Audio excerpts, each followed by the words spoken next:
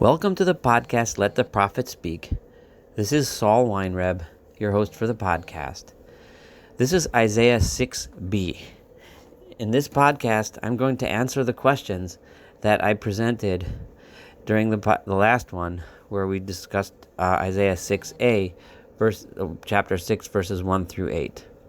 Our first question in the last podcast was, why did Isaiah, whose primary concerns were always with the injustice in this world, why was his vision, the vision in which he was called to his mission, full of such sublime and otherworldly sights and sounds? Why did it take place in the temple, a place he hadn't spoken much about before? The vision was full of grandeur and majesty of the presence of God himself, surrounded by fiery angels full of smoke and glory, where the angels are praising God. This is very different from the entire remainder of the rest of the book of Isaiah and what we know about him and his personality, which was very much in this world, very much about care and concern for the poor and the orphans and the widows and justice, righteousness, etc. It seems out of place. I would like to suggest an approach to answer this question and all of the questions that I presented. I will begin by suggesting that the reason God chose to charge Isaiah with his mission in this unusual way is precisely because God wanted to teach Yeshayahu, Isaiah, that the true holiness and grandeur really lies in this world, and that although one may get distracted by the angels and the smoke and etc., the real mission and the real holiness is actually with Yeshayahu as a compassionate human being. Indeed, this is one of the central messages of the Jewish religion itself. True holiness, real holiness, is to be found here on this world among human beings, with compassion and kindness and honesty and justice and righteousness. According to the rabbis of Chazal, as recorded in Talmud Yevamot 49b and in the Yalkut Shimoni, Yeshayahu was going through an internal struggle. When he was confronted with all of this holiness, in this vision, he didn't speak. He kept his mouth shut. He watched the angels praise God, but he did not join them in praising God. This is why he used the language Tamei Sifatayim, one of unpure lips. When Yeshayahu called himself a Tamei Sifatayim, he used the term Tamei, which the root of which is Atum, something closed. His mouth was closed. And what's more, the people he is with, he said, they can't speak here either. They also have no place here in this holiness. This is the explanation to our second question, which was, why did Yeshayahu choose this unusual phrase of unpure lips if all he meant was that humans were full of sin and unworthy? What Isaiah was saying was that human beings are unworthy of praising God. Their lips are closed because they are not pure like the angels. When Isaiah saw this, he was confused. What if only I could be as pure and holy as the angels, then I could be the messenger of God. Then I could praise God along with them.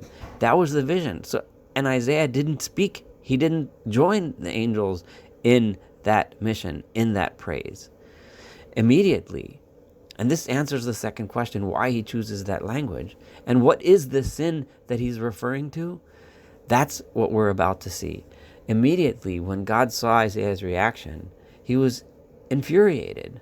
Just like he was infuriated at Moses, at Moshe in Exodus, when God said to Moshe and tried to charge him with the mission of taking the Jews out of Egypt, Moshe said that he couldn't speak. He wasn't a good speaker. God said, Mi sam pela adam. Who tells people when they can speak? God was trying to convey to Yeshayahu the very reason why he had this vision, that no, Yeshayahu, you have it wrong, right? Who decides who can speak? It is I. I decide who can speak. I want you as a human being to speak. I want human beings to be the ones that say, Kadosh, Kadosh, that I am holy, holy. It is not the angels that I want, which is why God went ahead and told the angel to place a fiery coal on Yeshayahu's mouth. This was another one of our questions was, why choose this unusual way of cleansing someone of sin? But no, that's not what was happening here.